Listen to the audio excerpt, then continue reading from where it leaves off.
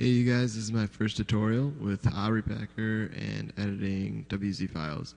The first thing you want to do whenever you are editing files is you're going to want to go into your C drive or wherever you installed your MapleStory. Right click it. I just copy the whole folder and paste it into my directory. May take a little bit, but that's alright. I'm just going to cancel now, but you got the idea. You got to back up your files. And that way, when the patch comes, you will not have to re-download all of MapleStory. So, when you download Harepacker from the description, it should come in a folder, just like this, Harepacker 3.2, and it should have all of these files in it. It may not have settings in it, but it will eventually. And I made a desktop icon just by right-clicking it, sending to my desktop to create a shortcut. You can do that as well if you want to. But I'm going to go ahead and open it up. This is the first screen, the major screen that you always see in Harepacker. If you make it bigger, it's kind of awkward. So I just leave it regular size. And you can load up any of your WZ files. Usually what it'll look like is you'll probably start from your C drive or something. You'll have to browse through to get to your MapleStory folder. Once you have all your WZ files, you're good. Now, when you want to edit a particular one, and in future tutorials I will show editing on specific files, skill is probably the most common one. You can double click that, you'll have all these pluses, and you'll see there's just kind of like these weird .img things.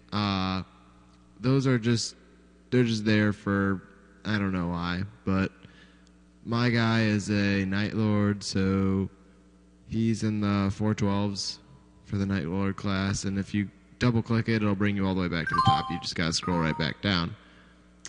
And looks like something's finished, but that's alright. And if you open up these, you'll see all of these are all skills. And one of these is triple throw. There it is. And I mean, if you go into some detail, you can see the animation of when something's getting hit over on the right. It cycles through these three pictures. So it's kind of neat. You can change the color, change the look. You could even have no picture there, but there's a lot of stuff that you can mess around with. And when you're done editing, you basically just highlight this, go to save, and choose your file that you were working on. Do you want to replace it? Yes. Do you want to overwrite it? Yes. And then click save. It may freeze up for you guys. If I click on it enough, it should freeze up. See how it says not responding? But once it's done saving, it'll stop like that. Sometimes you might get a red X in this box on the right here, but that's normal.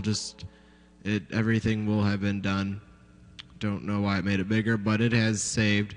And if you wanted to go on to editing other files, you can just unload all and then load up the next one. Say you're wanting to do something with items and you want to make them look different, or you just want to get rid of one, like make an item filter, and I can go into detail with that in tutorials too. But that's the basics of it. Properties, I'll go into more depth with that. That's kind of when you're making animations for things, or doing an item filter where you're removing a property. Adding is sometimes used for extra pictures or something like that. IMG, XML, and FH mapping don't really need for the basics, so we'll leave those out. But that's pretty much the basics of Harepacker, and when you're done saving, you can pretty much just X out, and that downloading was just from something else, but yeah, that's it. Double click it to open it. Remember, file load is where you're going to load up your WZ files. When you're done and you're saving it, you have to go through a lot of steps just to make sure that you've picked the right one to overwrite. So thanks for watching this tutorial, and come back later to see a tutorial on a specific WZ file.